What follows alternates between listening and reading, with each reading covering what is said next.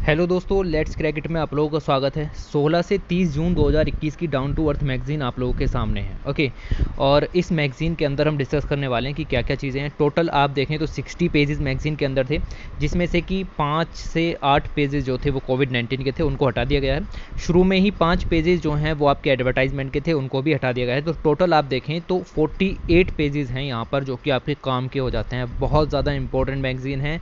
Okay, इसमें Covid से related data बहुत ही कम है, लेकिन आर्टिकल्स बहुत अच्छे अच्छे हैं। ठीक है, तो आपको ये मैगज़ीन यहाँ पर देखनी पड़ेगी और कोई चांस यहाँ पर आपका नहीं बनता कि आप इसको स्किप करें। ओके, तो देखते हैं कि क्या क्या पॉइंट्स यहाँ पर इंक्लूड किए गए हैं। वीडियो को लाइक करके जाइए, आपके पास ग्रुप्स हों उसमें शेयर कीजिए और चैनल को सब्सक्राइब करने बिना कहीं मत जाइएगा, क्योंकि आप देखिए इनको बनाने में बहुत ही ज़्यादा मेहनत यहाँ पर लगती है। ओके, तो कम से कम उसका आपको थोड़ा सा क्रेडिट यहाँ पर देना चाहिए। ओके, तो उसी के लिए यहाँ पर आपको ये सब करना है। उसके बाद चलते हैं पहले आर्टिकल की तरफ। और पहले आर्टिकल में कुछ खास नहीं, लेकिन मैं आपको सिंपल भाषा में बताता हूँ कि क्या चीज़ें यहाँ पर लिखी हुई हैं। पहला आर्टिकल यहाँ पर आपका कहता है कि दुनिया में सिर्फ 3 चीज़ों की बातें चल रही हैं। पहला वायरस, दूसरा वेरिएंट और तीसरा वैक्सीनेशन। ठीक है, इन 3 बातों के ऊपर अगर आप देखें तो हमारी दिक्कत ये तीनों बिल्कुल भी नहीं है। हमारी दिक्कत ये तीनों बिल्कुल भी नहीं है। आप देखिए कि the issue is not about the vaccine. दुनिया में जितनी भी कंट्रीज़ हैं, सबके पास एबिलिटी है कि वो वैक्सीन को क्रिएट कर सकें। दुनिया में अगर आप देखें तो 200 से ज़्यादा प्लेयर्स हैं वैक्सीन बनाने वाले। उनमें से 102 तो ऐसे हैं जिनके अभी क्लिनिकल ट्रायल चल रहा है, लेकिन बाकी बना चुके हैं। इंडिया में देख लीजिए आप, इंडिया कंट्री के अंदर 2 बड़ी कंपनीज यहाँ पर आई, Serum Institute of India, Bharat Biotech. Okay, तो 2 वैक्सीन है। चाइना के अंदर देख लीजिए आप, सीनो फार्मा, सीनोवैक जैसी 2 बड़ी कंपनीज मिल जाएंगी। तो ऐसे ही आपको हर एक कंट्री के अंदर लगभग 2 बड़ी बड़ी कंपनीज मिला करके आप देखें 200 से ज़्यादा प्लेयर्स खड़े हुए हैं मार्केट के अंदर। तो वैक्सीन की कोई कमी नहीं है हमारे पास। ओके, तो there is no shortage of the vaccine also. तो प्रॉब्लम कहाँ पर है? प्रॉब्लम यहाँ पर है, the problem is related to the cost of the vaccine. Vaccine की कॉस्ट ऐसी है कि एक गरीब आदमी तो अफोर्ड कर ही नहीं सकता, साथ ही एक डेवलपिंग कंट्री भी अफोर्ड नहीं कर सकती इतनी सारी वैक्सीन्स अपनी पॉपुलेशन को लगाने के लिए। बात समझ रहे हैं? अब आप इंडिया के अंदर ही देख लीजिए, इंडिया के अंदर आपको मिलेगा सीरम इंस्टीट्यूट ऑफ इंडिया, जिसकी कोविशील्ड आती है। दूसरा मिलेगा आपको भारत बायोटेक, जिसकी कोवैक्सीन आती है। सरकार ने कहा है कि हम अगले 1 महीने के अंदर 1 बिलियन पीपल को फ्री ऑफ कॉस्ट वैक्सीन देंगे। 1 बिलियन पीपल को। उसके लिए इन्होंने ऑर्डर भी दिया है 440 मिलियन डोजेज़ यहाँ पर लगाने का। 440 मिलियन डोजेज़ खरीदी जाएंगी और आप समझिए कि एक डोज की कीमत यहाँ पर 150 रुपये है। बात समझ रहे हैं? तो आप गुणा कीजिए, तो गुणा भी आपका कैलकुलेटर नहीं कर पाएगा। ओके, इतना यहाँ पर खर्चा आपको देखने के लिए मिलता है। तो इंडिया जैसी डेवलपिंग कंट्री के लिए बहुत ही ज़्यादा बर्डन पड़ेगा इंडिया की इकनॉमी पर। ओके, इंडिया की इकनॉमी तो फिर भी काफ़ी ज़्यादा मजबूत हो गई, लेकिन और भी कंट्रीज़ ऐसी हैं जिनकी इकनॉमीज़ यहाँ पर इतनी ज़्यादा मजबूत भी नहीं है। ओके, तो यहाँ पर जो बात की जा रही है वो बात की जा रही है कि जो वैक्सीन की कॉस्ट है उसको थोड़ा सा आपको इफेक्टिव बनाना पड़ेगा, अफोर्डेबल बनाना पड़ेगा टू द पीपल और to the government also. Alright, तो इतना आर्टिकल के अंदर लिखा हुआ था, इतना ही हमें डिस्कस करना था। दूसरा, डाइजेस्ट के अंदर देखें तो एक इमेज दी गई थी। इमेज में बताया गया था कि राजस्थान के अंदर आप देखें तो टेम्परेचर 45 डिग्री सेल्सियस से ज़्यादा पहुंच चुका है। तो हीट वेव्स वहाँ पर चल रही, यहाँ पर शुरू भी हो गई हैं। हीट वेव्स जैसी कंडीशंस यहाँ पर बननी भी शुरू हो गई हैं। वेदर के एक्सपर्ट्स का कहना ये है कि ये हो रहा है आपका वेस्टर्न डिस्टर्बेंस के कारण, that brought rain and the thunderstorm to the region. Okay, तो वेस्टर्न डिस्टर्बेंस अगर आपको पता हो तो इधर की साइड से आएगा और आपका भूमध्य जो सागर है वहाँ से आपका पानी लेकर के यहाँ पर आता है। ओके, तो वो सब ज्योग्राफी के अंदर है। बाकी आर्टिकल में इतना ही दिया हुआ था, कुछ खास काम का नहीं, बट ठीक है जो चीज़ें हैं। उसके बाद यहाँ पर देखेंगे कोविड-19 derails process in sustainable development goals. तो कोविड-19 आया, कोविड-19 के कारण ऑब्वियस सी बात है कि सस्टेनेबल डेवलपमेंट गोल्स पर असर पड़ना ही पड़ना था। देखिए, सस्टेनेबल डेवलपमेंट गोल अगर आपको पता हो 2015 में हमने यहाँ पर लागू किए, 1 जनवरी 2016 से यहाँ पर लागू हुए, 2030 तक चलेंगे। नंबर में 17 हैं, 193 कंट्रीज़ ने इसके ऊपर यहाँ पर साइन भी किए और 193 कंट्रीज़ ने यहाँ पर इसको साइन भी किया। और अगर आप देखें तो एक रिसेंट सर्वे यहाँ पर कंडक्ट किया गया है, जिसके अंदर वर्ल्ड इकोनॉमिक फोरम और कुछ रिसर्च फर्म्स ने मिलकर के 28 कंट्रीज़ के ऊपर ये स्टडी यहाँ पर की है। उन्होंने बताया है कि 3 गोल ऐसे हैं जिनके ऊपर सबसे ज़्यादा असर पड़ेगा ड्यू टू द कोविड-19। पहला है नो पॉवर्टी, जो कि सस्टेनेबल डेवलपमेंट गोल नंबर 1 है। दूसरा है ज़ीरो हंगर, जो कि गोल नंबर 2 है। और तीसरा है गुड हेल्थ एंड वेलबींग, जो कि गोल नंबर 3 है। ओके इंडिया की अगर आप देखें तो 25 स्टेट और यूटीज़ ऐसे थे जो कि इसको पूरा कर लेते, बट कोविड-19 के कारण हो सकता है कि उनकी प्रोसेस बहुत ज़्यादा धीमी हो गई हो। ओके तो 2030 तक वो इस लक्ष्य को पूरा कर सकते थे, बट कोविड-19 ने उनका जो ये लक्ष्य है उसको छीन लिया है। ओके दूसरा मिलेगा आपको कि 11 स्टेट और यूटी ऐसे थे जो कि जीरो हंगर की तरफ को यहाँ पर जा रहे थे, मतलब लोग भूखे ना रहें उस तरफ को यहाँ पर जा रहे थे। 30 ऐसे मिलेंगे जो हेल्थ और वेलबींग को प्रोवाइड कर रहे थे। ओवरऑल अगर हम रैंक देखें इन द ग्लोबल लेवल तो इंडिया की रैंक 193 कंट्रीज़ के अंदर 117 रैंक इंडिया की आती है, तो बहुत अच्छी रैंक नहीं है, हम एवरेज भी नहीं है।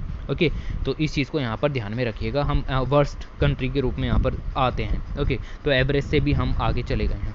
ऑलराइट तो ये सब चीज़ आपको मिलेगी। बाकी यहाँ पर डाटा दिया गया है, that is not important. Alright इसके बाद आपको आगे चलना पड़ेगा और हम चलते हैं अगले आर्टिकल की तरफ।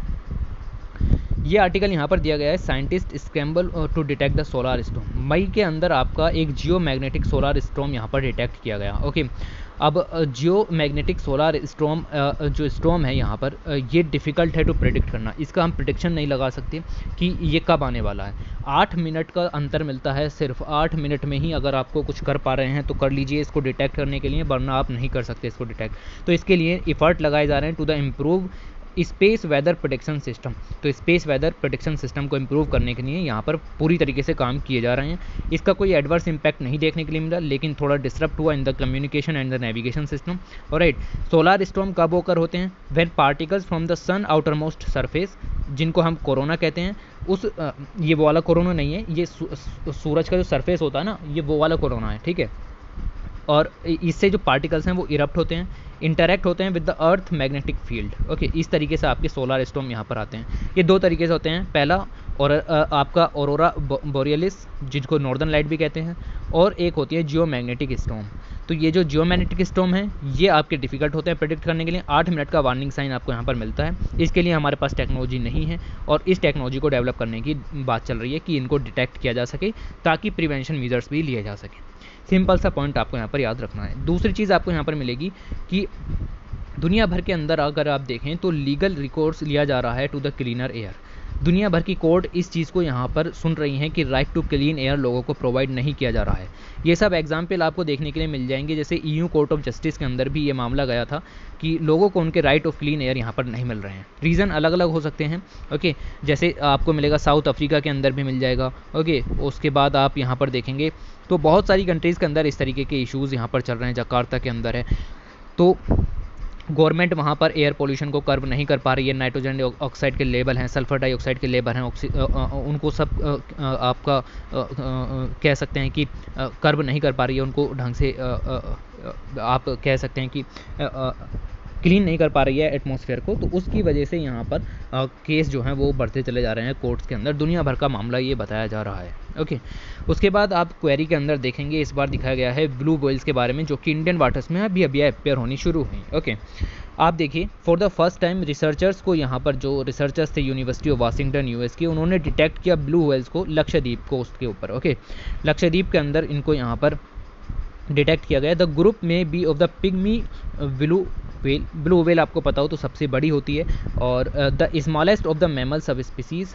Non to live in the Indian Ocean. Okay तो ये मैं पिग्मी ब्लू व्हेल को डिटेक्ट करने की बात बता रहा हूँ। बाकी आप देखें तो ब्लू व्हेल यहाँ पर आपका बड़ा मैमल यहाँ पर देखने के लिए मिलेगा। ओके तो इसी की सब स्पीसीज़ यहाँ पर आपको मिलेगी पिग्मी ब्लू व्हेल, और ये स्मॉलेस्ट यहाँ पर होती है। उसके बाद आपको मिलेगा how did the scientist track the whales. तो ब्लू व्हेल्स को डिटेक्ट करना बहुत ही ज़्यादा मुश्किल है, डिफ़िकल्ट टू स्पॉट है, लेकिन यहाँ पर जो इनका कम्युनिकेट करने का तरीका है व्हेल्स का, उस कम्युनिकेशन के तरीके को देखते हुए जो सॉन्ग जिस सॉन्ग से ये यहाँ पर एक दूसरे से बात करती हैं उस सॉन्ग को यहाँ पर डिटेक्ट किया गया है। ओके तो इस तरीके की चीज़ें यहाँ पर मिलेंगी। इसके लिए माइक्रोफोन्स लगाए गए near Kavaratti island Lakshadweep. Okay Lakshadweep पर आपके इस तरीके के माइक्रोफोन्स लगाए गए इनको ट्रैक करने के लिए। ओके आपको मिलेगा IUCN के अंदर एंडेंजर्ड इसको रखा गया है और इसके प्रोटेक्ट करने के लिए काफ़ी ज़्यादा जो इनिशिएटिव हैं वो भी यहाँ पर लॉन्च किए जाएंगे। एक बार कंफर्म हो जाए कि प्रेजेंस इनकी यहाँ पर कितनी मात्रा में है और उस हिसाब से हम यहाँ पर जो है वो मीजर्स यहाँ पर लेंगे। ओके ये चीज़ आपको यहाँ पर मिलेगी। दूसरा आपको ट्रैकर मिल जाएगा कि इंडिया जो है वो आप देखें 2017 में उन्होंने अपना जो बायोमेडिकल वेस्ट था 92% तक डिस्पोज कर दिया था विद ट्रीटमेंट, याद रखिएगा। ओके, तो 92% का ट्रीटमेंट कर दिया था और उसको डिस्पोज भी यहाँ पर कर दिया था। उसके बाद 2018 में देखें तो ये डाटा घट गया, 86% ही कर पाए, लेकिन 2019 में हमने 88% किया, यानी कि 12% ऐसा वेस्ट था जो कि हमने ट्रीटमेंट नहीं किया, ऐसा बायोमेडिकल वेस्ट था जिसको ट्रीटमेंट नहीं किया और उसको डिस्पोज भी कर दिया। लेकिन कोविड-19 के कारण सिचुएशन वर्स्ट हो गई है, तो आपको ये डाटा और ज़्यादा बढ़ाना चाहिए था। आपको 95% तक जो वेस्ट है वो यहाँ पर ट्रीट कर देना था, लेकिन ऐसा नहीं हो रहा है। तो ये दिखाया जा रहा है कि किस तरीके से सिचुएशन थोड़ी सी ख़राब होती हुई दिखाई दे रही है। ओके, ये चीज़ मिलेगी। आगे देखें तो ग्लोबल लेवल पर कौन कौन सी छोटी न्यूज़ यहाँ पर चल रही हैं। तो चाइना के अंदर रिपोर्ट हुआ दुनिया का पहला human case of H10N3 bird flu. Okay, तो ये केस यहाँ पर आया है और फीवर के रूप में और इसके अदर सिम्टम्स भी यहाँ पर दिखाई दे रहे हैं। बट आप देखें there is neither any evidence of the human transmission of the virus nor have any the reported case between the reported since then. तो इसके कोई रिपोर्टेड केसेस भी नहीं थे, इसका ये केस भी नहीं था, ये एविडेंस भी नहीं है हमारे पास कि ये ह्यूमन ट्रांसमिशन इसका होता भी है या नहीं भी होता है। बट अब ये केस यहाँ पर निकला है तो हम इसकी पूरी जांच यहाँ पर करेंगे। H10N3 virus is a rare among the avian population, it cause influenza and respiratory illness, यहाँ पर देखने के लिए मिलेगी। ओके, दूसरी जो खबर आपको मिलती है वो मिलती है आपको श्रीलंका के कोस्ट से। श्रीलंका के कोस्ट पर उनका एक जहाज़ खड़ा हुआ था, एक्सप्रेस पेर्ल। ओके, तो इस जहाज़ के अंदर ये ले जा रहे थे आपका नाइट्रिक एसिड, जो कि काम में आता है फर्टिलाइज़र और एक्सप्लोसिव इंडस्ट्री के। वो सारा नाइट्रिक एसिड जो है उसने आग पकड़ ली और यहाँ पर श्रीलंका के पास में जो कंटेनर शिप था वो डूब गया। ओके, इससे क्या होगा कि आप देखिए जो ये सारा आपका यहाँ पर एक्सप्लोसिव बनाने के लिए आप नाइट्रिक एसिड ले जा रहे थे, ये सारा का सारा समुद्र में बह गया, जिसको ऑयल स्पिल कहा जाता है एक तरीके से। अगर आप देखें तो ऑयल स्पिल की सिचुएशन भी बहुत ज़्यादा देखने के लिए मिली है, बट एसिड भी यहाँ पर सेम ही वर्क यहाँ पर करेगा। ओके, इसके कारण आप देखेंगे 3 बिलियन प्लास्टिक पिलेट्स समुद्र के अंदर चले गए और कोरल लीव्स को डिस्ट्रॉय होने के बहुत ज़्यादा चांसेस यहाँ पर हो चुके हैं। ओके, उसके बाद आपको यहाँ पर देखने के लिए मिलेगा कि ब्राज़ील के अमेज़न रेन फॉरेस्ट का नाम आपने सुना होगा, लंग्स ऑफ द अर्थ इसको यहाँ पर कहा जाता है। और ये आपका डिफॉरेस्टेशन तेज हो गया है वहाँ पर। आप देखें 67% से वहाँ पर जो अमेज़न रेन फॉरेस्ट हैं वो डिग्रेड हो रहे हैं। ओके, तो इसको यहाँ पर सुधारने की ज़रूरत है। This is the third consecutive month that the deforestation in the region has been risen. तो इस चीज़ को सुधारने की ज़रूरत है और इस चीज़ की तरफ ध्यान देने की हमें ज़रूरत है। तो ये यहाँ पर छोटी छोटी न्यूज़ यहाँ पर आपको देखने के लिए मिलेंगी। दूसरी चीज़ आपको यहाँ पर मिलेगी इंडिया के बारे में क्या चीज़ें चल रही हैं। तो इंडिया की आपको देखने के लिए मिलेगा, इंडिया में have lost 3% of its GDP due to the global warming of 1%। अगर प्री इंडस्ट्रियल लेवल का 1% तक यहाँ पर ग्लोबल वार्मिंग हुई तो इंडिया अपनी 3% GDP खो देगा। ये रिसर्च यहाँ पर हुई है। और साथ ही आपको देखने के लिए मिलेगा कि इंडिया के अंदर 1 बिलियन लोगों को वाटर की स्केर्सिटी देखने के लिए मिलेगी अगर टेम्परेचर इतना सा बढ़ा तो। ओके, और साथ ही ये भी बताया कि अगर 3 डिग्री तक टेम्परेचर बढ़ा तो 10% GDP ख़त्म हो जाएगी। ओके, तो ये स्टडी यहाँ पर हुई by London based think tank overseas development institute. Okay, तो ये सब पॉइंट्स इस तरीके के दिए गए थे। अगला पॉइंट यहाँ पर देखें तो अगला पॉइंट यहाँ पर आपको मिलेगा इंडिया का इथेनॉल ब्लेंडिंग प्रोग्राम, जिसको E20 प्रोग्राम कहते हैं। जो आपकी नेशनल बायोफ्यूल पॉलिसी थी उसने कहा था 20% जो हम इथेनॉल है उसकी ब्लेंडिंग यहाँ पर शुरू कर देंगे, लेकिन अब उस टारगेट को कर दिया गया है 2025 तक। और अभी अगर आप देखें तो सिर्फ 8.5% ही यहाँ पर 8.5% ही यहाँ पर हम पेट्रोल के अंदर इथेनॉल की ब्लेंडिंग यहाँ पर करते हैं। इसके ऊपर खास वीडियो भी बनाई थी, उसको भी देखिएगा। राइट, उसके बाद आपको मिलेगा कि the national tiger conservation authority ने यहाँ पर आपके जो हैं जो टाइगर रिजर्व्स हैं उनको बंद कर दिया गया है, क्योंकि कोविड-19 केसेस जो एनिमल्स में हैं उसके कुछ सैंपल यहाँ पर देखने के लिए मिले हैं। जैसे ये है आपका अरिगनर अन्ना जूलॉजिकल पार्क चेन्नई, नाम याद रखिएगा। तो यहाँ पर इसको बंद कर दिया गया है पार्क को, तो नाम याद रखिएगा, क्योंकि आपको पता होना चाहिए कि ये 9 ईयर ओल्ड एशियाटिक लायन है, इसकी डेथ हो गई बाय द जूनोटिक डिजीज़ और समथिंग एल्स, बट जो है वो पॉजिटिव भी निकली कोरोना वायरस के लिए, वगैरह वगैरह चीज़ें। असम को यहाँ पर आपका 7th नेशनल पार्क मिल गया, नाम याद रखिएगा, Dehing Patkai wild life sanctuary. नाम याद रखिएगा, पूछा जाएगा। एक इससे पहले छठा भी बनाया था 5 जून को, नाम था इसका रायमोना नेशनल पार्क। ओके, इन दोनों का नाम याद रखना, ये आपके दोनों पार्क असम के अंदर अभी अभी खुले हैं। ओके, पूछा जाएगा आपसे, हर बार नेशनल पार्क के ऊपर क्वेश्चन आ रहे हैं, इस बार भी आएगा। ओके, तो इस चीज़ को आप यहाँ पर याद रखिएगा। उसके बाद ये इथेनॉल ब्लेंडिंग के प्रोग्राम के ऊपर वीडियो बनाई थी, इसको यहाँ पर देख लीजिए। उसके बाद कुछ फ्रेमवर्क्स यहाँ पर पेंडिंग पड़े हुए हैं, जैसे आपको मिलेगा मोटर व्हीकल अमेंडमेंट रूल्स 2021 यहाँ पर अभी तक पेंडिंग पड़े हुए हैं। और इस रूल्स के अंदर अगर आप देखें तो जो रजिस्ट्रेशन सर्टिफिकेट होते हैं जो कि रीन्यू कराने पड़ते हैं समय समय पर, अगर आपके पास बैटरी ऑपरेट व्हीकल है या इलेक्ट्रॉनिक व्हीकल है तो आपको ये सब काम बाद में बार बार नहीं करने, आपको फ़ी पेमेंट भी बार बार नहीं देना पड़ेगा। ओके, उसके बाद फर्टिलाइज़र, इनऑर्गेनिक, ऑर्गेनिक और mixed control third amendment order 2021 भी यहाँ पर पेंडिंग है। और इसके अंदर आप देखें तो सिंपल पोटेशियम और जो माइक्रो न्यूट्रिएंट फर्टिलाइजर्स हैं उनको क्लासीफाई किस तरीके से किया जाए उसके लिए काम होगा, जब रिलीज़ होगा डिटेल में देखेंगे। उसके साथ ही आप देखेंगे draft bureau of energy efficiency manner and intervals for conduct of the energy audit accounting in the, ये बिल पेंडिंग यहाँ पर पड़ा हुआ है, हमारे काम का नहीं है, ऑडिटिंग से रिलेटेड बिल यहाँ पर है। उसके बाद एक नंबर आपको यहाँ पर मिल जाएगा कि साउथ ईस्ट एशिया के अंदर अगर आप देखें तो हिंदुकुश हिमालयन माउंटेन्स रीजन के अंदर कितने लोग यहाँ पर food and water shortage face कर सकते हैं अगर मीज़र नहीं लिए गए ढंग से तो। ओके, 2021 तक तो ये रिपोर्ट यहाँ पर आई, basically glacier of the Himalayas, World Bank की रिपोर्ट थी। इसके अंदर मैंने आपको बहुत ही डिटेल में ये सब चीज़ें यहाँ पर डिस्कस की हैं, तो एक बार इस रिपोर्ट को ज़रूर से देखिएगा। ओके, ये वेरी वेरी इंपॉर्टेंट है, ठीक है। उसके बाद आगे चलते हैं और यहाँ पर आ जाते हैं पहले आर्टिकल की तरफ। वेरी वेरी इंपॉर्टेंट, ये आपको दिखाया गया है लक्षद्वीप एडमिनिस्ट्रेशन के बारे में। लक्षद्वीप का मुद्दा बहुत ही गरमाया हुआ था अभी तक और इसके बारे में आपको यहाँ पर पता होना चाहिए। आर्टिकल को हम सिर्फ और सिर्फ अपने यूपीएससी पर्पस से देखेंगे, नो पॉलिटिकल मोटिव, यहाँ पर आपका कोई भी पॉलिटिकल मोटिव नहीं लिया जाएगा। ओके, ना ही किसी रिलीजन से रिलेटेड कोई बात की जाएगी। जो कुछ आपके थोड़ा बहुत कम, देखिए मेंस में कोई क्वेश्चन यहाँ से निकलने के चांसेस नहीं है, इस चीज़ का आप ध्यान रखिए। बट मेरीन इकोलॉजी पर बात हो रही है, साथ ही कुछ एडमिनिस्ट्रेशन पर बात हो रही है। मेन मुद्दा आपका यहाँ पर आ जाता है डेवलपमेंट वर्सेस एनवायरनमेंट का। ओके, तो ये चीज़ भी आपको यहाँ पर देखने के लिए मिलेगी। तो हम सिर्फ इतना ही यहाँ पर देखेंगे जो कि हमारे एग्जाम के काम का है। थोड़ी सी अंडरस्टैंडिंग आपके दिमाग में होनी चाहिए, उसी को डेवलप करेंगे, उससे ज़्यादा डिस्कस नहीं करेंगे। दिक्कत क्या हुई? दिक्कत ये हुई कि स्टोरी समझते हैं पहले हुआ क्या। तो लक्षद्वीप के अंदर आप देखें तो कुछ एडमिनिस्ट्रेटिव और लैंड रिफॉर्म्स यहाँ पर लिए गए, साथ ही कुछ और इनिशिएटिव्स भी लिए गए, मैं बताऊंगा कौन कौन से थे। तो उन इनिशिएटिव्स के दो यहाँ पर बड़े मुद्दे सामने आए। पहला जो आपका थ्रेट देखने के लिए मिलेगा टू द आइलैंड इकोलॉजी। दूसरा आपको मिलेगा कि लोग वहाँ के जो प्रोटेस्ट कर रहे हैं वो प्रोटेस्ट भी आपको देखने के लिए मिलेंगे। तो ये दोनों चीज़ों को हम यहाँ पर डिस्कस करेंगे। अब ये जो एडमिनिस्ट्रेटिव लैंड रिफॉर्म्स यहाँ पर लाए गए, ये क्यों लाए गए? तो जो गवर्नमेंट है, जो सरकार है, जो वहाँ पर इस तरीके के रिफॉर्म्स कर रही है, उनका कहना ये है कि लक्षद्वीप से थोड़ा सा अगर आप साइड में देखें तो वहाँ पर मालदीव्स पड़ता है। मालदीव्स बहुत ही ज़्यादा डेवलप्ड इलाका है, इकोनॉमी बहुत अच्छी है, टूरिज़्म बहुत ज़्यादा है। ओके, तो मालदीव जैसा डेवलपमेंट हम लक्षद्वीप के अंदर करने की बात कर रहे हैं। दूसरा, टूरिज़्म इंडस्ट्री को बढ़ावा देने की बात कर रहे हैं इन लक्षद्वीप आइलैंड। ओके, तो ये कहना चाह रहे हैं कि tourism map of the world जो है उसके ऊपर हम लक्षद्वीप को उभार करके लाएंगे।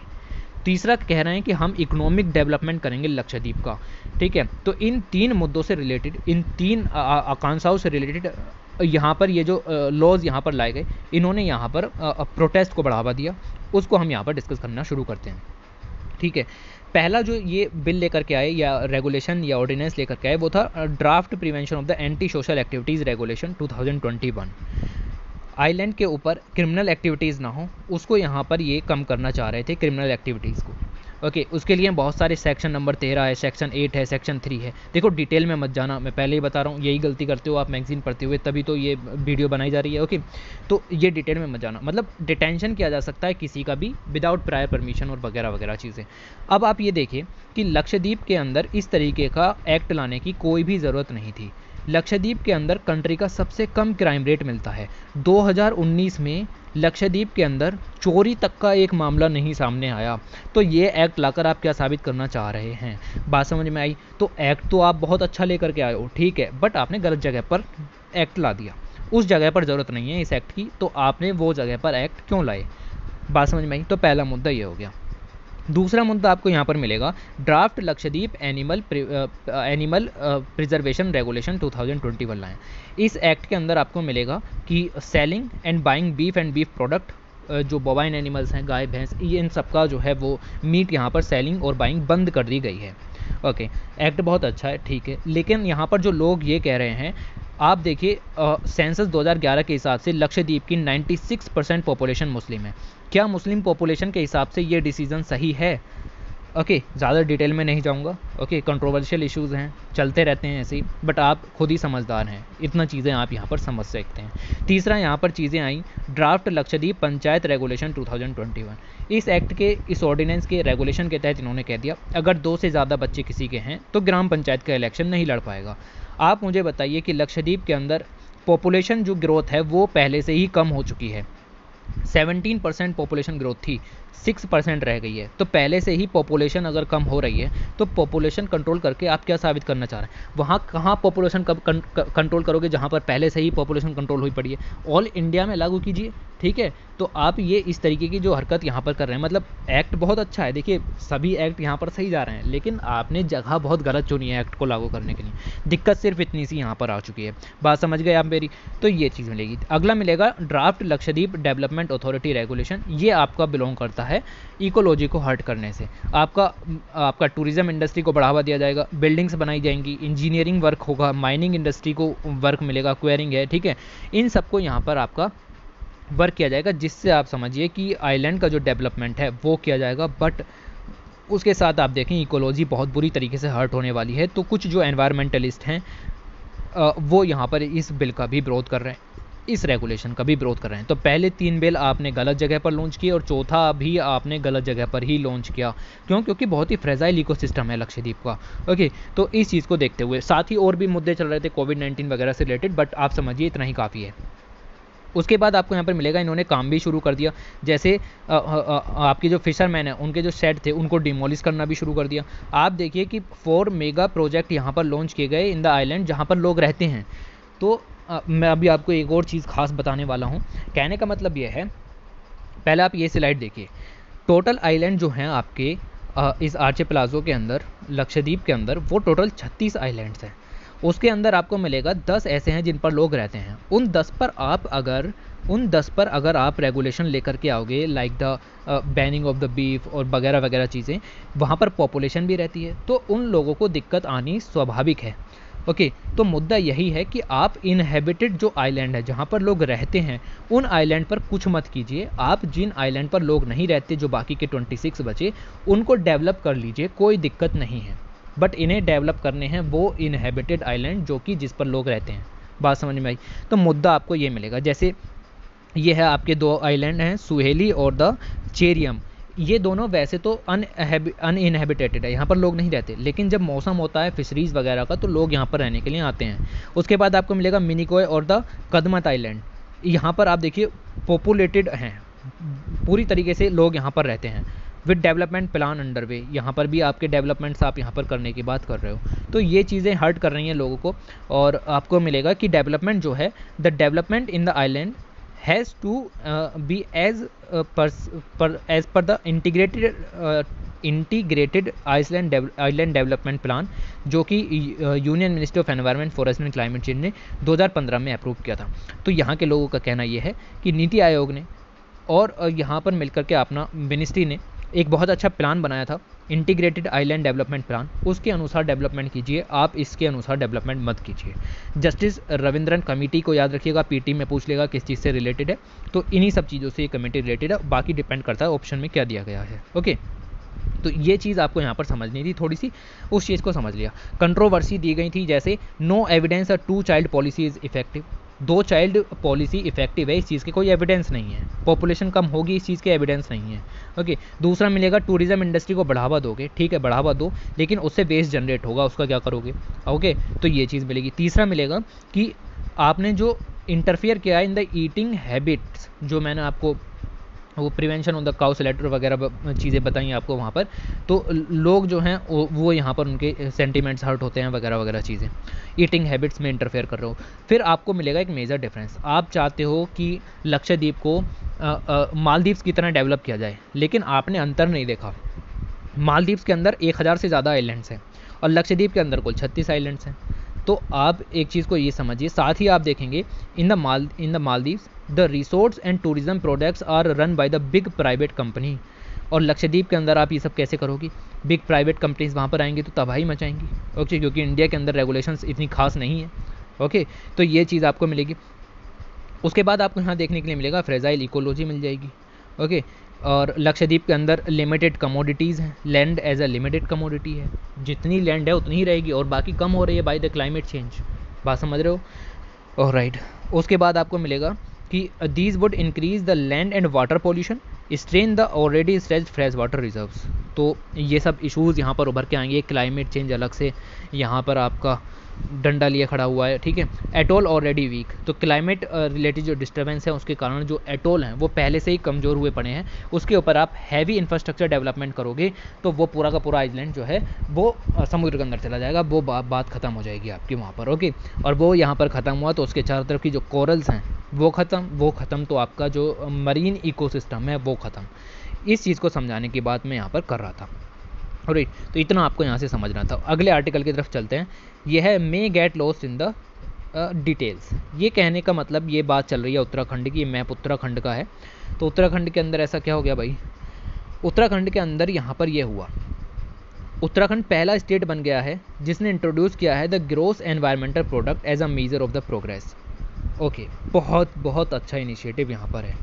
मतलब कहने का ये है, आप नापते हो जीडीपी कंट्री के अंदर एक साल में कितना प्रोडक्शन हुआ, जीडीपी आप यहाँ पर नापते हो और उससे कहते हो कि इंडिया की जीडीपी इतनी बड़ी या स्टेट की जीडीपी इतनी बड़ी, ओके। तो gross state domestic product, GSDP जिसको कहा जाता है, स्टेट की जीडीपी इतनी बड़ी। अब ये नया जो इनिशिएटिव है, उत्तराखंड पहला स्टेट यहाँ पर बना है जिसने ग्रोस एनवायरमेंटल प्रोडक्ट को as a measure of progress यहाँ पर नापा है। यानी कि आप इसकी डेफिनेशन देखिए, gross environmental product is all about periodically evaluating the status of environment by measuring the growth of natural resources, okay. तो इस चीज़ को समझिए, जीडीपी तो आपका प्रोडक्ट डेवलपमेंट सर्विसेज इन सबको मापती रहेगी, एक तरफ वो चलता रहेगा, उसके साथ साथ हम एनवायरनमेंट को कितना नुकसान पहुंचा दिया, कि क्या हम एनवायरनमेंट की कॉस्ट पर डेवलपमेंट कर रहे हैं, क्या हम एनवायरनमेंट को कितना नुकसान पहुंचा रहे हैं, नेचुरल रिसोर्सेज की कुछ ग्रोथ हो भी रही है नहीं भी हो रही है, क्या ग्रोथ निगेटिव में तो नहीं जा रही है। उन सब चीज़ों को देखने के लिए हम यहाँ पर ग्रोस एनवायरमेंटल प्रोडक्ट भी लॉन्च करेंगे, जिससे पता चले कि चीज़ें वाकई में ही सही जा रही हैं या गलत जा रही हैं। आप समझिए कि दो कंट्रीज़ हैं, दोनों कंट्रीज़ की जीडीपी सेम रफ्तार से बढ़ रही है, 10% की ग्रोथ उसमें देखने के लिए मिल रही है। दोनों कंट्रीज़ की जीडीपी सेम रेट से यहाँ पर बढ़ रही है। एक कंट्री में पोल्यूशन के लेवल बहुत ज़्यादा हैं, दूसरी कंट्री में पोल्यूशन के लेवल बहुत कम है। तो आप इस चीज़ को समझने की कोशिश कीजिए कि जिस कंट्री में पोल्यूशन के लेवल बहुत ज़्यादा हैं वो कंट्री वाकई में प्रोसेस नहीं कर पाई है, वाकई में प्रोग्रेस नहीं कर पाई है बिल्कुल भी। जिस कंट्री में पोल्यूशन के लेवल बहुत कम हैं और जीडीपी भी उस कंट्री की अच्छी खासी है, दैट कंट्री आप उसको कहेंगे कि वो ही कंट्री है जो कि सच में कुछ कर पाई है। बात समझ में आई। तो अगर आप सिर्फ जीडीपी नाप रहे हैं तो आप कंट्री की सही पिक्चर नहीं दे रहे हैं, लेकिन अगर आप साथ में ग्रोस एनवायरनमेंट जो आपका एक ग्रोस एनवायरमेंटल प्रोडक्ट भी नाप रहे हैं, तब आप एक परफेक्ट पिक्चर दे रहे हैं। बात समझ में आई, ओके। अब बातों को एक तरफ छोड़ते हैं, मेन चीज़ों पर आ जाते हैं जो पीटी के हिसाब से काम की हो जाती हैं। ये रही, बस ये स्लाइड काम की है, इसको पढ़ लो। What is GEP? तो gross environment product is a measure that allows monitoring of ecological growth, focus करना, ecological growth parallel to the economic growth. Economic growth तो मापते रहो जीडीपी से, ये रही जीडीपी से नापते रहो, लेकिन साथ में आप इकोलॉजिकल ग्रोथ भी नापोगे, ओके। अब यहाँ पर कहा गया है कि जीडीपी काफ़ी नहीं है, क्या जीडीपी काफ़ी नहीं है? नहीं, GDP is not adjusted with the pollution cost. बात समझ में आई? तो जीडीपी के अंदर आप सब कुछ नापते हो, जीडीपी के अंदर आप नापते हो कि एक साल में हमने कितना प्रोडक्शन किया, कितने सर्विसेज यहाँ पर सेल की, वगैरह वगैरह चीज़ें, लेकिन आप उसमें पॉल्यूशन के मीजर्स की कॉस्ट को नहीं एडजस्ट करते हो, ओके। ये चीज़ मिलेगी। तो किस तरीके से आपका ये जो ग्रोस एनवायरमेंटल प्रोडक्ट आपने यहाँ पर लॉन्च किया है, ये किस तरीके से आपकी हेल्प करेगा? तो it will update us about the growth of forest growth हुए हैं नहीं हुए हैं, सॉइल की, वाटर की क्वालिटी कैसी है, एयर की क्वालिटी कैसी है in any given year, okay. Parallel to the GDP भी चलती रहेगी। तो ये हमें मदद करेगा कि development is happening at the cost of ecology और not, alright. This will help maintain a balance between the economy and the ecology के बीच में बैलेंस को क्रिएट करने का सिस्टम आपका चलेगा। तो अगर मैं इसमें किसी तरीके का ये क्वेश्चन आता है कि इकोनॉमी वर्सेस इकोलॉजी या इकोनॉमी वर्सेस एनवायरनमेंट या डेवलपमेंट वर्सेस इकोलॉजी, तो आपको ये सब पॉइंट भी लिखने पड़ेंगे कि ठीक है अब बिल्कुल असर करेगा, ठीक है। तो आप ने इकोनॉमी के लिए तो लिख लिया जीडीपी, लेकिन आपको इकोलॉजिकल ग्रोथ के लिए भी ग्रोस एनवायरनमेंट प्रोडक्ट जैसा जो सिस्टम है वो लेकर के आना चाहिए। इसके लिए आपको ग्रोस एनवायरनमेंट प्रोडक्ट के अंदर अभी फुल्ली तरीके से इसके ऊपर कोई भी जानकारी नहीं है, लेकिन आप इसके अंदर 4 पिलर यहाँ पर देख सकते हैं। पहला फॉरेस्ट, वाटर, सॉइल और एयर। मेनली इन पिलर्स को यहाँ पर नापा जाता है और इसके बेस पर हम यहाँ पर ग्रोस एनवायरनमेंट प्रोडक्ट यहाँ पर तैयार करते हैं। ऑलराइट, तो किस तरीके से लागू होगा उसके ऊपर कमिटीज़ बनाई जा रही हैं, डिस्कशंस यहाँ पर चल रहे हैं कंटिन्यूसली, और साथ ही एनजीओज़ वगैरह के साथ कंसल्टेशंस भी यहाँ पर चालू हैं। ऑलराइट, तो इतना हमें अभी इस वीडियो से जानना था। साथ ही आप देखें तो उत्तराखंड के अंदर ये सब चीज़ें बहुत पहले से चलती आ रही हैं। पहले भी कमिटीज़ बनी हैं 2009-10 में, बट नहीं पढ़ना, ठीक है। 2021 में जा करके देखिए आप क्या हुआ, तो आपको समझ में आएगा कि the state become the first to announce the GEP introduction initiated identification और indicators and development of the formulas. Okay, तो ये पहला स्टेट यहाँ पर बन गया है, इतना आपको याद रखना है, ये सब याद नहीं रखना। उसके बाद आपको मिलेगा कि ये ब्लैक फंगस के बारे में थोड़ा सा आर्टिकल यहाँ पर दिया गया था। तो ब्लैक फंगस मुझे नहीं लगता पढ़ाने की ज़रूरत है, काफ़ी कुछ जानते होगे। ये ब्लैक फंगस के बारे में आप चाहें तो यहाँ से लेकर के बस यहाँ तक का इसको ऐसे ही रीड कर लेना, क्योंकि पीटी के हिसाब के पॉइंट मिलते हैं और मुझे थोड़ी सी कम जानकारी है अबाउट द जाइगोट और दिस ये सिस्टम और द बायोलॉजी। ओके, तो इस चीज़ को आप थोड़ा सा यहाँ पर देखिएगा कि क्या क्या चीज़ें इसके अंदर दी गई हैं। बाकी कुछ खास नहीं है, कुछ सिम्टम्स दिए हैं, फीवर, स्किन और ये सब। ओके, तो ये सब आपके लिए ज़्यादा ज़रूरी नहीं है, बट इस चीज़ को आप यहाँ पर थोड़ा सा ज़रूर से पढ़ लीजिए।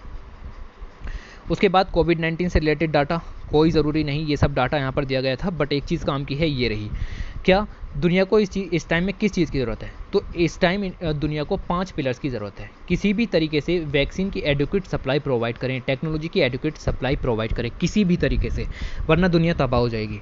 दूसरा, set A system for equitable distribution by the Covax platform. Okay, तो आपको इक्विटेबल डिस्ट्रीब्यूशन भी करना, ऐसा नहीं है कि एक कंट्री है उसके अंदर वैक्सीन अवेलेबल ही नहीं हो पा रही हैं।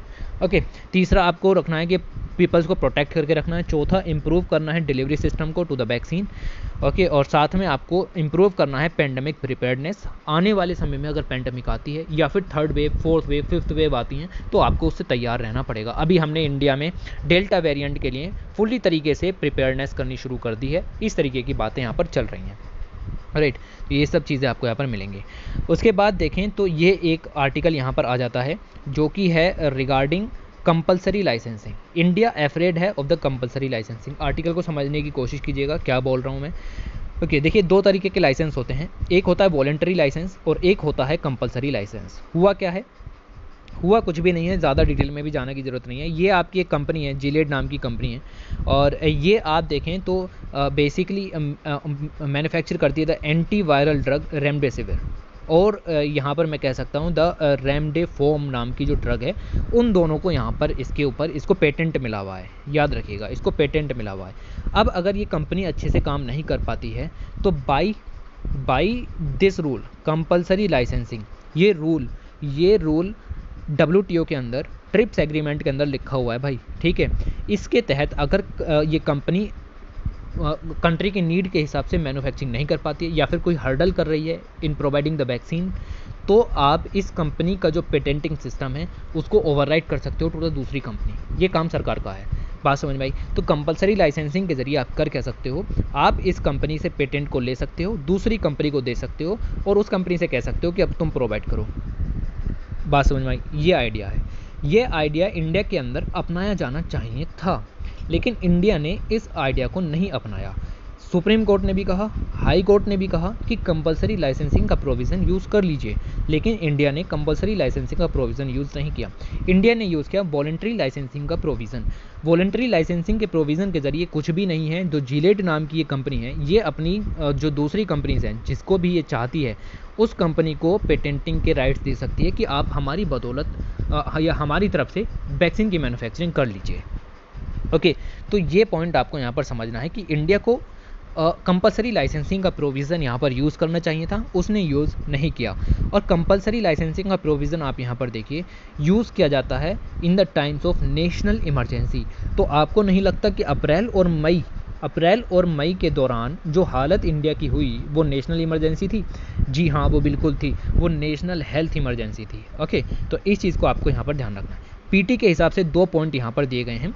Voluntary licence are considered less messy because they are quick and avoid the legal challenges. ठीक है, वीएल अच्छे हैं, ठीक है, लेस मेसी हैं, आपको मिलेगा, ठीक। उसके बाद आपको मिलेगा कि compulsory licensing invariably results in although these are issued in special circumstances like the national emergency. तो आपके वीएल के प्रोविजंस भी अच्छे हैं, लेकिन आपको सीएल यूज़ करना था क्योंकि नेशनल इमरजेंसी का प्रोविज़न यहाँ पर आपके सामने दिखेगा। रशिया ने यही किया, यहाँ पर दिया गया है। रशिया ने आपका यूज़ कर लिया, इशू किया the compulsory licence in the January this year, और इन्होंने यहाँ पर अच्छी खासी मात्रा में रेमडेसिविर जो है वो तैयार किया, और हम यहाँ पर उससे इम्पोर्ट भी कर रहे हैं। ओके, तो इन्होंने यहाँ पर क्या किया कि जो ये जिलेड नाम की जो आपकी कंपनी थी जो मैन्युफैक्चर कर रही थी, इससे पेटेंट सिस्टम को ले लिया और दूसरी कंपनी को दे दिया। नाम यहाँ पर दिया हुआ है द फार्मासिंटेस। ओके, इस कंपनी को यहाँ पर दे दिया और इसने लगातार इनको वैक्सीन प्रोवाइड की, और आज हम यहाँ से इम्पोर्ट कर रहे हैं। तो ये इम्पोर्ट करने की नीड नहीं आती अगर हम कंपलसरी लाइसेंसिंग का प्रोविज़न यूज़ कर लेते। ऑलराइट, तो नरेंद्र मोदी रिजीम की ये थोड़ी सी दिक्कत यहाँ पर बताई गई, इतना ही आपको यहाँ पर समझना जरूरी था। बाकी खास चीज़ें यहाँ से देखें, ये बहुत मुश्किल से मिला। कंपलसरी लाइसेंसिंग अगर आप देखें तो ग्रांट की जाती है to the non affordable drug price. Company अच्छे तरीके से अफोर्डेबल प्राइसेस में ड्रग प्रोवाइड नहीं करा रही है, तो हम उसके जो पेटेंटिंग राइट्स हैं उसको ओवरराइड कर देंगे। या फिर नेशनल हेल्थ इमरजेंसी हो, health crisis in the public sector of the government आ रहा हो, तो हम उसको ओवरराइड कर देंगे, दूसरी कंपनी को दे देंगे। ओके, दूसरा आपको मिलेगा वॉलंटरी लाइसेंस के अंदर मल्टीपल जेनेरिक कंपनीज को पेटेंटिंग राइट्स दे दिए जाते हैं by the company itself. Okay, ये चीज़ यहाँ पर मिलेंगी। वॉलंटरी लाइसेंस का मेन फोकस देखिए, हेल्प करता है innovator to reach the new market, क्योंकि उसने अपनी विभिन्न कंपनीज के अंदर इस चीज़ को दे दिया, रिसर्च एंड डेवलपमेंट भी वहाँ पर बढ़ेगा। दूसरी तरफ कंपलसरी लाइसेंस में ऐसा कुछ भी नहीं है, और रॉयल्टी दे दी जाती है कंपनी को कि जैसे जिलेट से यहाँ पर पेटेंटिंग राइट ले लिए तो उसको रॉयल्टी दे दी जाएगी कि अपने पेटेंटिंग राइट दूसरी कंपनी को दे दीजिए। तो that is very very simple चीज़ें यहाँ पर आपको देखने के लिए मिलेंगी। तो इतना हमें यहाँ पर जानना था। अगला जो आर्टिकल है वो आ जाता है डिबेट, डिजिटल माइनफील्ड के ऊपर डिबेट यहाँ पर चल रही है। डिजिटल माइनफील्ड का कहने का मतलब क्या है कि एग्रीकल्चर जो कमोडिटीज़ हैं उनका डिजिटाइजेशन करने की बात यहाँ पर चल रही है। डिजिटाइजेशन करने के बाद की ऊपर बात है the union agriculture ministries partnership with the private companies. तो बहुत सारी प्राइवेट कंपनीज के साथ पार्टनरशिप की है कि एग्रीकल्चर डाटा को डिजिटाइज किया जाए। लैंड रिकॉर्ड्स से लेकर के आपके जो फार्मर का पूरी हिस्ट्री, उस सबको डिजिटाइज किया जाए ताकि ऑपरेशन मदद करने में, मतलब चीज़ों की डिलीवरी करने में आसानी हो, स्कीम्स वगैरह हैं उन सबकी डिलीवरी में आसानी हो। तो इसका डिजिटल जो प्रोग्राम है यूनियन गवर्नमेंट का, नाम दिया गया एग्री स्टेक। ओके, तो एग्री स्टेक प्रोग्राम, इसका जो मकसद है वो ये है कि एक डाटाबेस तैयार किया जाए 150 मिलियन फार्मर्स का जो कि कंट्री में रहते हैं, उनकी सभी पर्सनल डिटेल, याद रखिए the personal detail, controversial issues आता है जहाँ पर भी पर्सनल डिटेल्स आ जाता है, अपने आप ही समझ जाया करिए बैक में। ओके, दूसरा क्रॉप, उनकी क्रॉप्स का डाटा रखा जाएगा। लैंड होल्डिंग साइज़ क्या है उसका डाटा रखा जाएगा। Benefits availed under various scheme, कौन कौन से बेनिफिट मिले हैं उन सबको दिया जाएगा। इसको लिंक किया जाएगा by the technology like the internet of things, by the blockchain और द आर्टिफिशियल इंटेलिजेंस। इस टेक्नोलॉजी से हर एक किसान को यूनिक डिजिटल आइडेंटिफिकेशन नंबर दिया जाएगा जो कि उसके आधार कार्ड से लिंक होगा। ओके, और उस आइडेंटिफिकेशन के अंदर उसका पर्सनल डाटा भी लिखा हुआ होगा ताकि लोन वगैरह लेने में आसानी हो। और राइट, तो ये सब चीज़ें आपको यहाँ पर मिलेंगी। बायोमेट्रिक डाटा उनके पास होगा, बैंक ट्रांजैक्शन रिकॉर्ड्स आसानी से हो सकें इस सब के लिए। और साथ ही आपको यहाँ पर मिलेगा कि the government says it is the most powerful tool to transfer benefit to the farmers and direct trader for procurement. सरकार का कहना तो ये है कि जो प्रोग्राम है डिजिटाइजेशन एग्री स्टेक, ये बहुत ही अच्छा प्रोग्राम होगा और फार्मर्स की इनकम को डबल भी कर पाएगा। आप देखेंगे नरेंद्र मोदी सरकार जब से यहाँ पर आई है और बहुत सारे इनिशिएटिव्स लिए गए हैं कि किसी भी तरीके से डिजिटाइजेशन किया जाए एग्रीकल्चर सेक्टर का, और इन्होंने इसमें बहुत तेज़ी दिखाई। जैसे फार्मर की इनकम को डबल करना है तो ये सब मिलेगा। दूसरा आपको मिलेगा कि national strategy for artificial intelligence तैयार की गई नीति आयोग के द्वारा। ओके, उसके अंदर भी ये कहा गया था कि कमोडिटाइजेशन करेंगे एग्रीकल्चर का through the massive data centre revolution. उसके बाद आपको मिलेगा ये एक्ट लाया गया जिसके ऊपर 6 महीने तक कंट्रोवर्सी चलती रही, produce trade and commerce promotion and facilitation act. ठीक, जो फॉर्म लॉज आए थे 3, उनमें से एक है ये। ओके, तो इसके अंदर भी कहा गया था डिजिटाइजेशन ऑफ एग्रीकल्चर करेंगे, including electronic registration of the farmers और ट्रेडर्स, ये भी किया जाएगा। राइट, तो इस तरीके से काम करने की यहाँ पर बात की गई थी। तो ये सब मुद्दे यहाँ पर इनके चल रहे हैं, आप देखें साथ में। तो department of agriculture cooperation and farmer welfare ने एमओयू भी साइन किया माइक्रोसॉफ्ट कॉरपोरेशन के साथ, और इन्होंने उत्तर प्रदेश, मध्य प्रदेश, गुजरात, हरियाणा, राजस्थान, आंध्र प्रदेश के 100 विलेजेज में पायलट प्रोजेक्ट भी शुरू कर दिया डिजिटाइजेशन करने के लिए। ओके, तो ये सब काम आपको यहाँ पर मिलेंगे कि अपने प्रोजेक्ट को यानी डिजिटाइजेशन ऑफ एग्रीकल्चर को बूस्ट करने के लिए बहुत तेज़ी से काम यहाँ पर किए जा रहे हैं। अब दिक्कत कहाँ पर आती है? दिक्कत यहाँ पर आती है कि एग्रीकल्चर डिजिटाइजेशन करने में आप बहुत ज़्यादा जल्दबाजी दिखा रहे हैं, ठीक है, जिसके कारण कंसर्न यहाँ पर उठते हैं। ठीक, आपने जो बिल लॉन्च किए थे फार्म लॉज, उन पर भी आपने डिटेल में जो डिस्कशंस वगैरह हैं वो नहीं किए, हालांकि फार्मर्स ने करा दिए आपसे, बट ये सब चीज़ें यहाँ पर देखने के लिए मिलेंगी। दूसरा जो बड़ा इशू आ जाता है वो आ जाता है अबाउट द प्राइवेसी, सिंपल सी बात है, तो ये चीज़ मिलेगी। तीसरा इशू जो है, a farmer's land is repository to the information and there are concerns that they may no longer have control over that data and the big agri businesses would become the real user।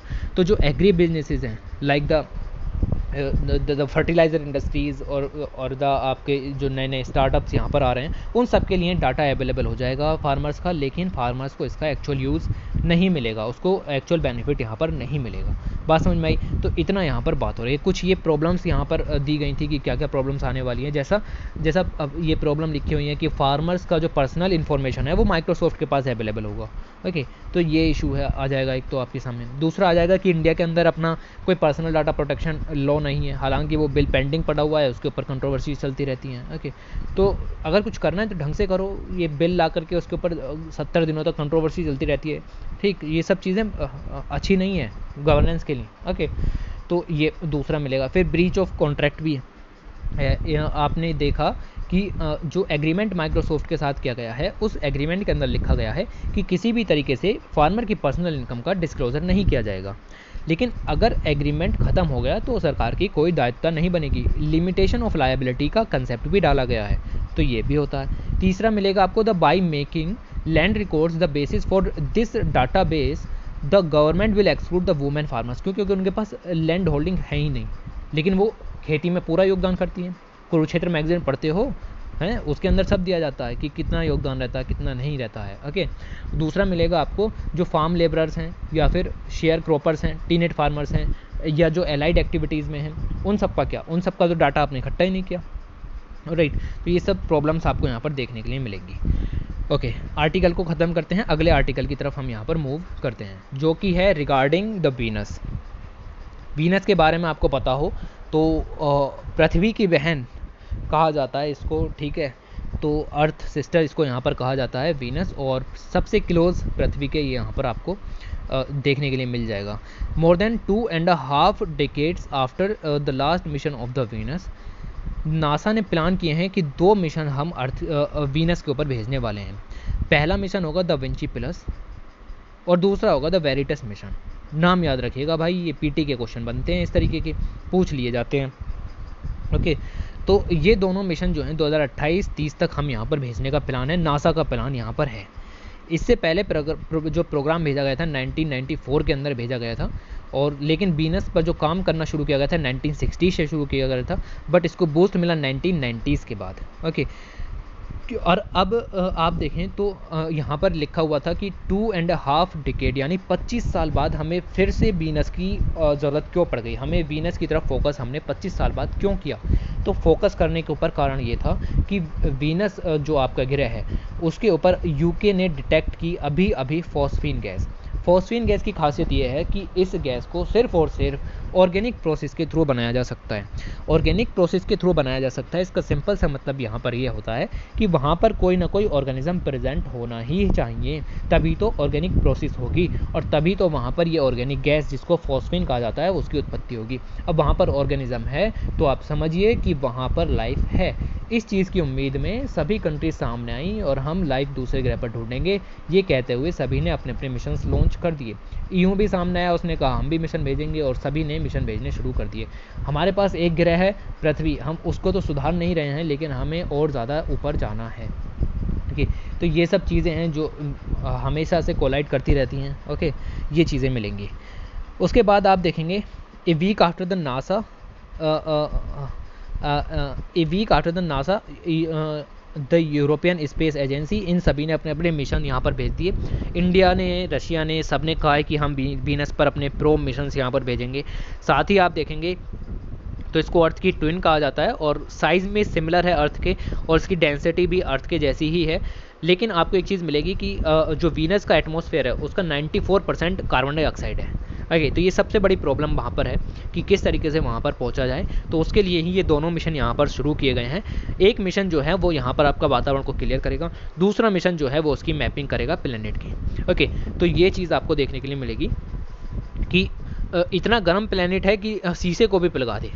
NASA का जो da Vinci plus है, full form याद रख लीजिएगा अगर हो सके तो, deep atmosphere Venus investigation of noble gases chemistry and imaging. ये आपका ड्रॉप करेगा a descent sphere to measure the gases in the Venus air. और जो दूसरा मिशन है वेरिटस, फुल फॉर्म याद रखिएगा, Venus emissivity radio science InSAR topography and spectroscopy. Okay, तो ये आपका मैप करेगा उसके जियोलॉजिकल फीचर्स को। ओके, तो ये काम इन दोनों मिशन के थ्रू यहाँ पर होंगे। दो क्वेश्चन यहाँ पर निकल करके आते हैं। पहला, नासा ने अपना लास्ट मिशन भेजा था वीनस पे 1994 में। मिशन का नाम था द मैगेलॉन मिशन, और उसके 27 साल बाद यहाँ पर फिर से इंटरेस्ट देखने के लिए मिला। क्यों? तो इंटरेस्ट इसलिए यहाँ पर देखने के लिए मिला कि 25 साल तक फॉस्फीन जैसी गैस यहाँ पर नहीं थी, लेकिन अचानक से फॉस्फीन गैस मिली, लोगों में उम्मीद जगी कि वहाँ पर हम अपना घर बसाएंगे। ओके, दूसरा आपको मिलेगा कि वीनस बहुत ही हॉट प्लैनेट है, और साथ ही मिलेगा कि इससे ज़्यादा प्रायोरिटी हमने मार्स को दी, मंगल ग्रह को दी, क्योंकि मंगल इससे बड़ा है। ओके, तो वीनस छोटा ग्रह है, तो इसीलिए हमने प्रायोरिटी मंगल ग्रह को दी, और वहाँ पर भी एविडेंस मिल रहे थे इसी वजह से। ओके, तो साइन ऑफ लाइफ भी वहाँ पर थे मंगल ग्रह पर, इसीलिए हम 25 साल तक मंगल पर ज़्यादा ध्यान देते रहे, लेकिन अब हमारा ध्यान वीनस की तरफ शिफ्ट हुआ है, यही कहने का मतलब है। साथ ही बहुत सारी नए टेक्नोलॉजिकल डेवलपमेंट भी यहाँ पर हुए हैं, जैसे रडार यहाँ पर और ज़्यादा मजबूत हो गए हैं, रेडियोमीटर्स हैं वो बहुत ज़्यादा मजबूत हो गए हैं, केमिकल इंस्ट्रूमेंटेशन भी यहाँ पर बहुत ज़्यादा बढ़ चुका है। ओके, तो ये सब चीज़ें आपको देखने के लिए मिलेंगी। दूसरा जो क्वेश्चन यहाँ पर साइड में लिखा हुआ है वो लिखा हुआ है कि comparative studies also say that in its initial days Venus may have been just like the Earth. तो शुरुआती जब समय था, पृथ्वी जब बन रही थी, तो वीनस जो है वो बिल्कुल अर्थ के समान था। Could it have also gone undergone some kind of climate change? क्या ये भी क्लाइमेट चेंज के प्रभाव से प्रभावित होगा? तो जी हाँ, बिल्कुल प्रभावित होगा। ओके, क्योंकि आप देखिए कि स्टडीज़ का कहना ये है, थ्योरीज़ का कहना ये है कि वीनस के ऊपर लिक्विड ओशंस अवेलेबल थे, वहाँ पर एक अच्छा एटमॉस्फेयर था अर्थ के जैसा ही, लेकिन धीरे धीरे वहाँ पर ये ख़त्म हो गया। दो थ्योरी चलती हैं कि कैसे ख़त्म हो गया। पहला तो ये कहा जाता है कि जो मैग्नेटिक फील्ड है सन का, उसके कारण जो वीनस है उसका अपना मैग्नेटिक फील्ड यहाँ पर ख़त्म हो गया।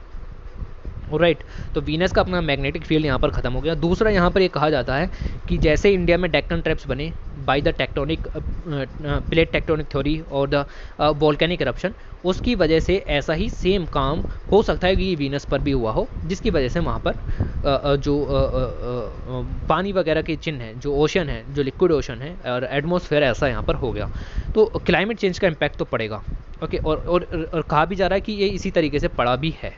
और तो ये जस्ट दो थ्योरीज आपको यहाँ पर पता होनी चाहिए। उसके बाद आपको मिलेगा द वेजिंग चेंज। कहने का मतलब क्या है? कहने का मतलब कुछ नहीं है। एक होती है हमारे पास मनरेगा स्कीम 2005 में लागू की थी, 100 दिन तक काम देना है, गारंटीड वर्क प्रोवाइड कराना है। रूलर जो बंदा है, जो जिसको काम चाहिए, अनस्किल्ड वर्कर है, उसको यहाँ पर 100 दिन का मिनिमम काम प्रोवाइड कराना है। ओके, अगर काम 45 दिन तक प्रोवाइड नहीं किया तो आपको उसको अनएम्प्लॉयमेंट वेज देना पड़ेगा। आपके घर के 5 किलोमीटर के अंदर काम होना चाहिए। ऑलराइट, अब ये फ्लो देखने के लिए मिला स्कीम में। पॉवर्टी एलिवेशन टूल के रूप में हमने इसको लॉन्च किया था, but it works only when the government knows how to use it. Okay, तो ये मिलेगा आपको कि गवर्नमेंट को इसको यूज़ करना नहीं आता। क्यों? उसके पीछे कुछ रीज़न दिए गए हैं। 2011-12 की बात करें और 2017-18 की बात करें तो 2011-12 में ज़्यादा लोगों को जल्दी काम मिल जा रहा था, लेकिन अभी 2017-18 की बात करें तो लोगों को काम नहीं मिल रहा है। उसका रीज़न ये रहा, देखिए ग्राफ भी दिखाएं इन्होंने, जो हरा हरा पार्ट दिख रहा है, ये हरा हरा पार्ट दिख रहा है कि 45 दिन से ज़्यादा आपको काम ही नहीं मिल पा रहा है। ओके, तो जम्मू कश्मीर को देखिए आप, ऊपर हरा हो गया नहीं हो गया, तो नीचे वाला मैप आपको यहाँ पर दिखेगा 2017-18 का, और ये वाला मैप दिखेगा 2012-13 का। तो ये वाला पार्ट देखिए आप, बाकी मत देखिए, ठीक है, इतना डिटेल में जाने की ज़रूरत नहीं है। ये वाला पार्ट देखिए आप, ठीक है। तो ये ऊपर पहले पीला था, यानी कि आपको 25-30 दिन में काम मिल जाता था, लेकिन अब आपको अप्लाई करने के बाद 45 दिन तक भी काम नहीं मिल रहा है। राइट, साथ ही आप देखेंगे जो पेमेंट्स हैं वो भी समय पर नहीं दिए जा रहे हैं। ऑलराइट, तो इसमें भी दिक्कत देखने के लिए मिल रही है। और मनरेगा से रिलेटेड 70 दिक्कतें हैं यार, वो सब आपने पढ़ भी रखी होंगी, बाकी डिटेल में भी जाने की ज़रूरत नहीं है। ये लास्ट स्लाइड है, वीडियो काफ़ी अच्छी थी, 50 मिनट की वीडियो खिंच गई। ओके, और इसी के साथ हम वीडियो को यहाँ पर एंड करने वाले हैं। ये सब इश्यूज़ थे जो कि आपके दिमाग में होने चाहिए, और वीडियो अगर आप लास्ट तक पहुँचे हो तो आप बहुत सही ही जा रहे हो, ठीक है। बहुत कम लोग पहुँच पाते हैं लास्ट तक, और रिक्वेस्ट है आपसे, सब्सक्राइब करे बिना मत जाइए, और आपके पास जितने भी ग्रुप्स हैं उनमें ज़रूर से इसको शेयर कर दीजिए, ठीक है। प्लीज़ इसको शेयर ज़रूर से मारना है आपको, ओके, क्योंकि मेहनत लगती है इन सब चीज़ों को बनाने में। देखिए 50 मिनट और इतनी स्लाइड्स यहाँ पर मैंने तैयार की, तो ये मेहनत तो है, ओके। तो आप इसको प्लीज़ इसको शेयर कीजिए, और लास्ट तक पहुँचने के लिए आपका बहुत बहुत धन्यवाद। चलिए वीडियो एंड करते हैं। Thanks for watching, take care.